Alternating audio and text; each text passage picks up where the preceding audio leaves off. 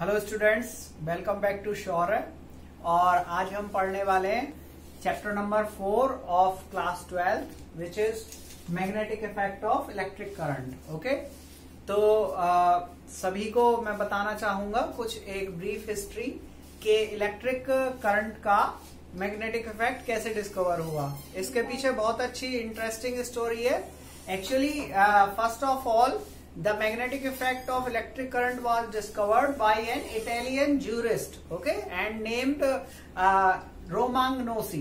Okay, Gian Romagnosi was the name of Italian jurist who discovered first of all the magnetic effect of electric current in 1802. Okay, and after that उनका, क्योंकि वो jurist थे, जज थे, तो इस वजह से उनके जो ऑब्जर्वेशन थे उनको ओवरलुक कर दिया गया। ओवरलुक मतलब क्योंकि उनका साइंस से कोई रिलेशन नहीं था, तो इस वजह से उनके जो ऑब्जर्वेशंस थे उनको ओवरलुक किया गया। उसके बाद आफ्टर 18 ईयर इन 1820 जो ऑरेस्टेड थे, okay, he was Danish physicist Christian Oersted, उन्होंने सेम इफेक्ट इसी चीज को डिस्कवर किया कि एक्चुअली किसी अगर हम वायर में करंट फ्लो करते हैं तो वो अपने चारों ओर मैग्नेटिक फील्ड क्रिएट करता है। ये सेम इफेक्ट क्रिश्चियन ऑरेस्टेड ने 1820 में डिस्कवर किया।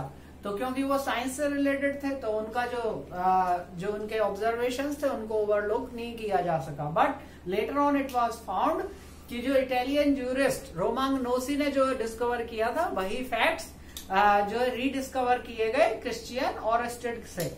ठीक है, तो देखते हैं सबसे पहले ऑरेस्टेड ऑब्जर्वेशन। ऑरेस्टेड ने क्या ऑब्जर्वेशन किया, ओके, और कैसे ये प्रेडिक्शन हो सका कि जो करंट होता है वो जो है बेसिकली अपने चारों ओर मैग्नेटिक फील्ड को प्रोड्यूस करता है। तो देखिए, एम्पियर ने ऐसे करके एक सर्किट डिजाइन कर लिया। ये सर्किट मैंने बनाया हुआ है। इस सर्किट में बैटरी लगा दी या सेल लगा दिया, और जब हमने की को ऑन किया तो करंट इसमें इधर से इधर की तरफ फ्लो होने लगा, यानी कि इस वायर में मेरे से अवे डायरेक्शन में, ओके, इधर से इधर की तरफ करंट फ्लो हो रहा है।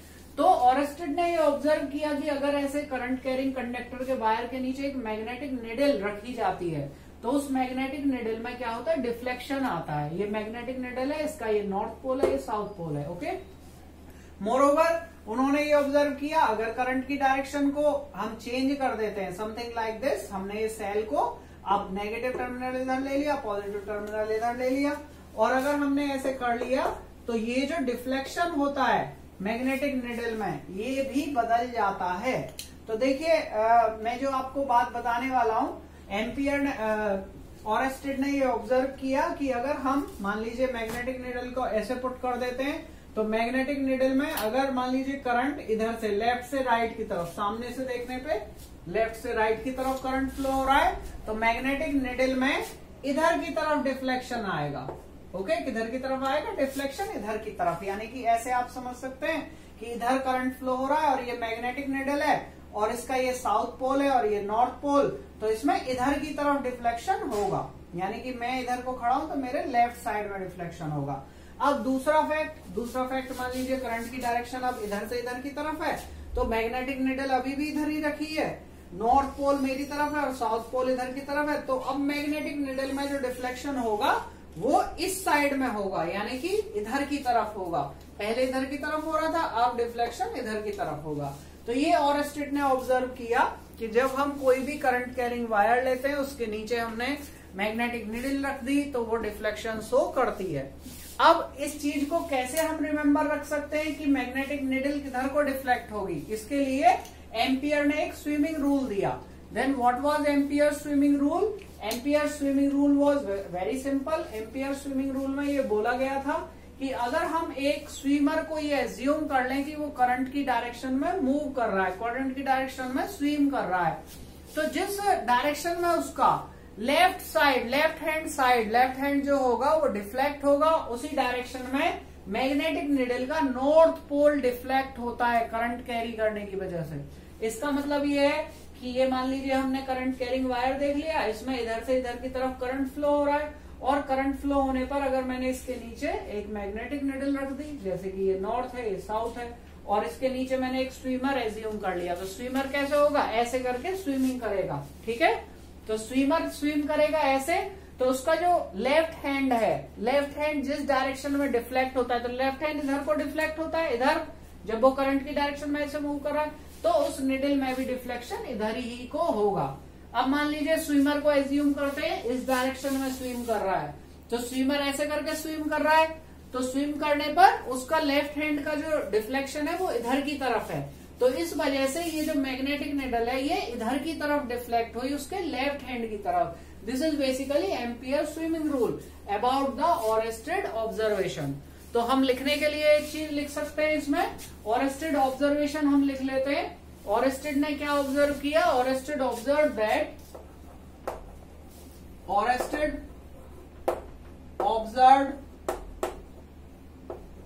observed that due to a current carrying wire,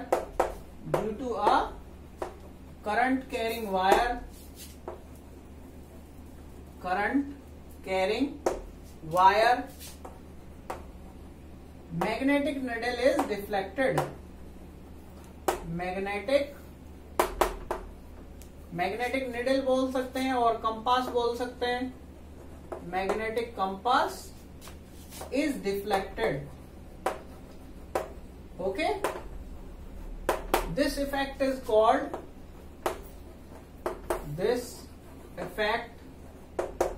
called magnetic effect of current. Magnetic effect of current.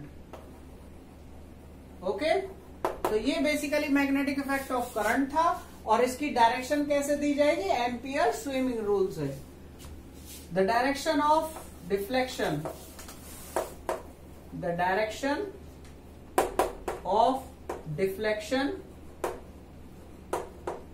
in magnetic needle is given by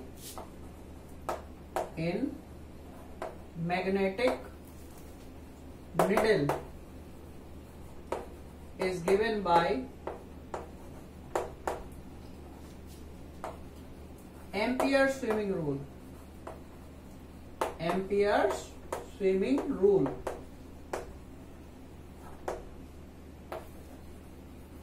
okay, तो ये है कहने का मतलब ओरेस्टेड ने सबसे पहले ये चीज फाइंड नहीं की थी, जो इटालियन जूरिस्ट थे उन्होंने डिस्कवर किया था, बट लेटर ऑन 1820 में ओरेस्टेड ने ये सेम चीज डिस्कवर करी, ये चीज को रीडिस्कवर किया एंड एम्पियर ने इस रूल से इसकी डायरेक्शन दी।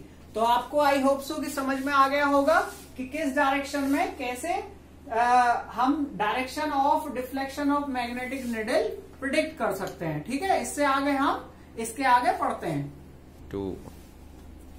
तो अब हम पढ़ते हैं current element. Okay, current element को क्या समझते हैं और क्यों इसकी जरूरत पड़ती है। अभी तक हमने देखा कि एक करंट कैरिंग वायर है, ये मान लीजिए एक वायर का हमने पार्ट मान लिया, it is AB and it is carrying current from down to up side.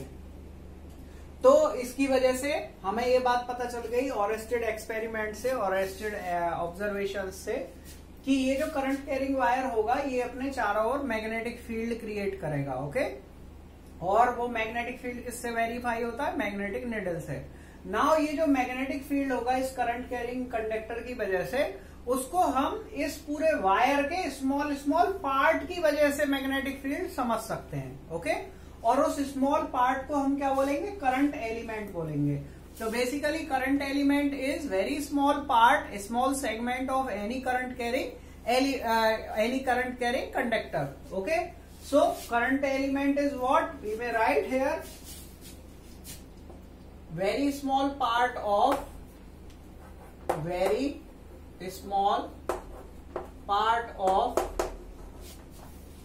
a current carrying conductor,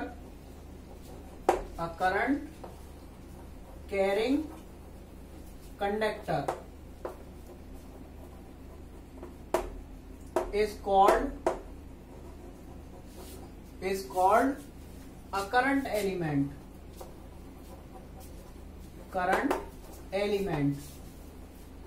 तो मैंने ये बताया कि मान लीजिए ये कोई करंट कैरिंग कंडक्टर है, इसका छोटा सा पार्ट ले लिया, इसे मैं करंट एलिमेंट बोलूंगा। अब ये करंट एलिमेंट को एक वेक्टर क्वांटिटी हम एज्यूम करते हैं और इसकी डायरेक्शन क्या होती है? its direction will be same as that of flowing of current in the wire. Okay, it is denoted by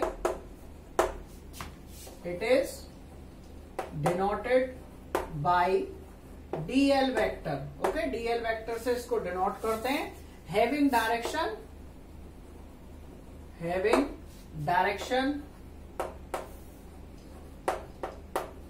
same as that of electric current in the wire. Electric current in the wire.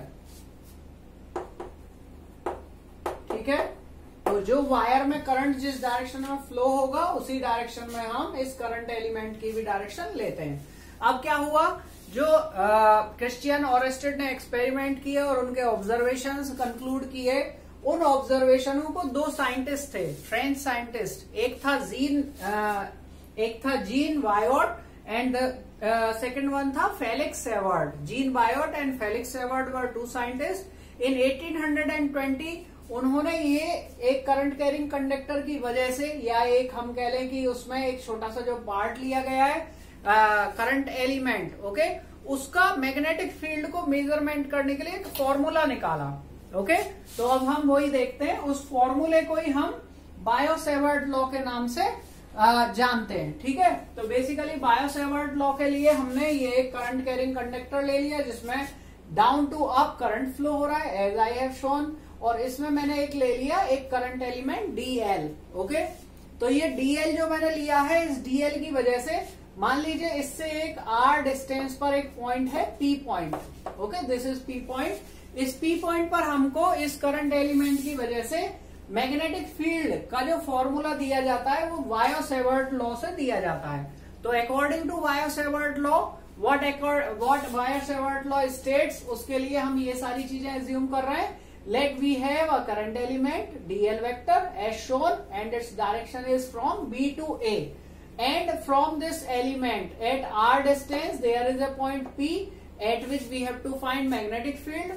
Its angle, okay, its angle with this element, if I am denoting this position P with the r vector, position vector r vector मैंने इसका ले लिया, then the angle between, if I assume angle between this dl and r vector is theta.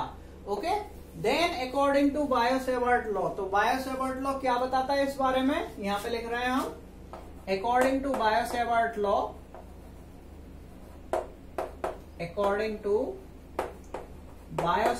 Law, magnetic field due to this small current element. Okay, magnetic field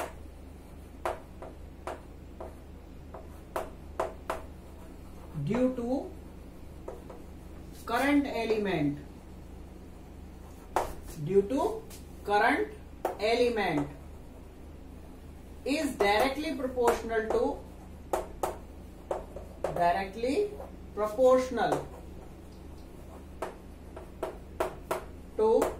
तो देखिए क्या बोला इस gene Biot and Felix Savart ने, ये बताया कि इस डीएल की वजह से पी पॉइंट पर जो मैग्नेटिक फील्ड होगा that will be DV. Okay, इसको हम स्मॉल मैग्नेटिक फील्ड लेंगे, that will be directly proportional to the current flowing in the wire first. Okay, second, that will also directly proportional to the dl vector. Okay, this will be directly proportional to the dl vector also. It will also be directly proportional to the sine of this angle. Okay, then it will be directly proportional to the sine of the angle between current element and position vector of the point at which magnetic field is to be found. And also it was inversely proportional. Inversely proportional.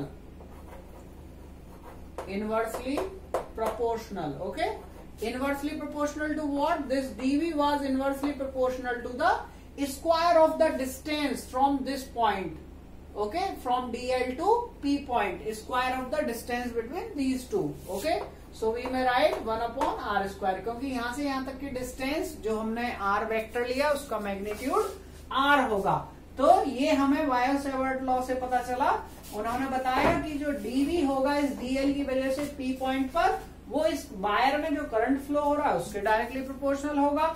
dl vector का जो magnitude है उसका directly proportional होगा। Moreover यहाँ पर हम magnitude लगा सकते हैं, और यही जो है डायरेक्टली प्रोपोर्शनल होगा साइन ऑफ दिस एंगल, ये जो एंगल होगा r वेक्टर और dl वेक्टर के बीच में। Additionally, this magnetic field due to this element will be inversely proportional to the square of distance between dl and this p। जब हम इन सभी को कंबाइन करेंगे तो कंबाइन करने पर हमको क्या मिलेगा, देखिए कंबाइन करने पर क्या मिलता है, इसको मैं इरेज कर रहा हूं। कंबाइन करने पर हमको ये मिलेगा db is directly proportional to I dl vector का magnitude sine theta upon are square. Okay, जब हम डायरेक्टली प्रोपोर्शनल साइन हटाएंगे तो एक कांस्टेंट आएगा हमारे पास, इसको लिखेंगे dv equals to K constant I dl vector का magnitude, okay, and sine theta upon are square. अब ये जो है हमारे पास मैथमेटिकल फॉर्म है किसकी, बायो-सेवर्ट लॉ की, और इसमें ये k क्या है, k is a proportionality constant. और बेसिकली ये प्रोपोर्शनलिटी कांस्टेंट किस बात पे डिपेंड करता है कि इस करंट एलिमेंट और p पॉइंट के बीच में क्या मीडियम लिया गया है। ओके, इस बात पर ये डिपेंड करता है। तो यहां पे लिखेंगे where k equals to proportionality constant, proportionality constant, okay, of which value depends upon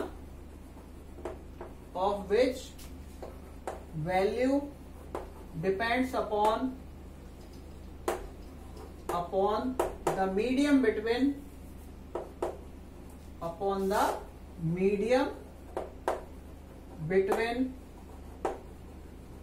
current element, or we may write dl vector, and point p।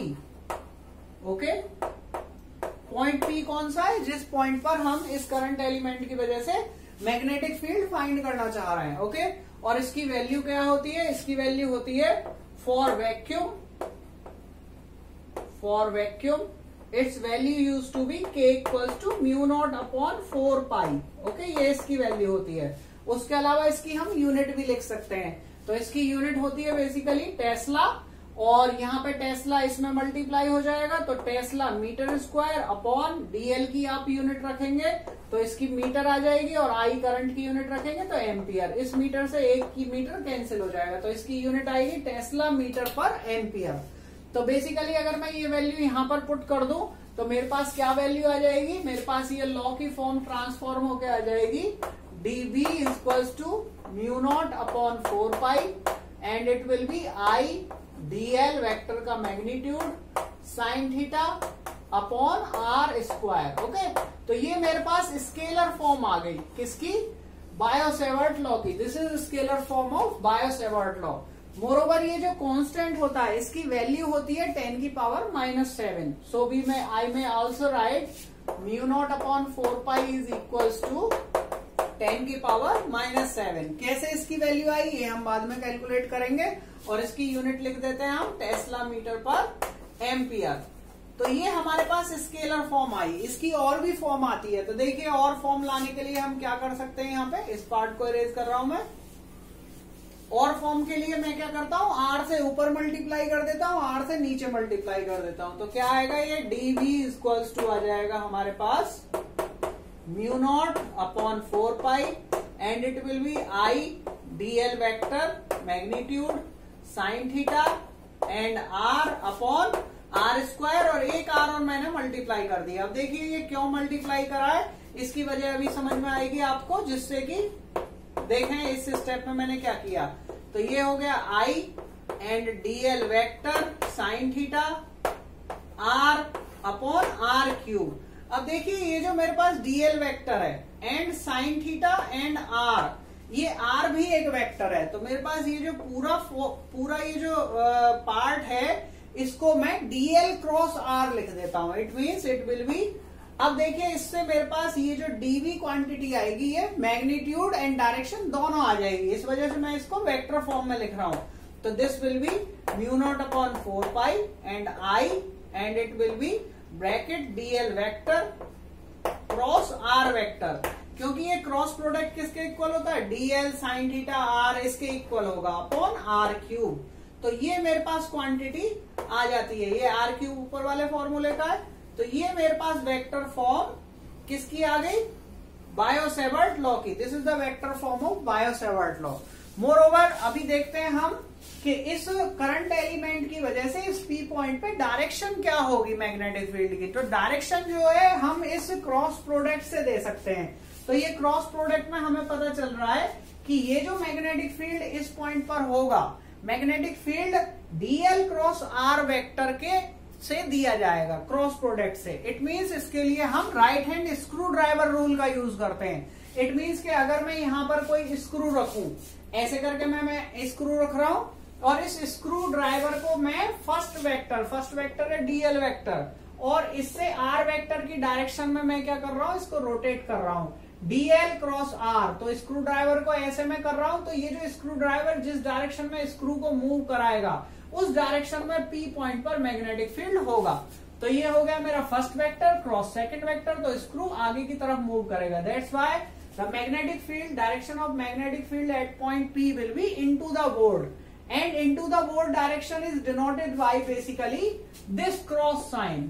Okay, this cross sign. Then I may also write here the direction of magnetic field at the point P is given by the cross product of dl cross r vector, and which follows right hand screwdriver rule. इसी तरीके से अगर ये P point इसके right side में ना होकर left side में होता, तो जब मैं अगर इसको ऐसे करके यूं करके अगर मैं ये वेक्टर ले लिया, इससे इधर लेता, तो इससे लेफ्ट साइड में magnetic field out of the board आता, और आउट ऑफ द बोर्ड को मैं डॉट साइन से डिनोट करता हूं। तो आई थिंक आपको ये बायो-सेवर्ट लॉ समझ आया होगा और इसकी वेक्टर फॉर्म समझ में आई होगी, और डायरेक्शन भी हम आगे प्रैक्टिस करेंगे। तो आज के लिए इतना ही, और आई होप सो कि इस तरीके से आप लर्न करते रहिए और आपको समझना है। Thanks lot for this, keep on watching, keep on studying. Thank you so much.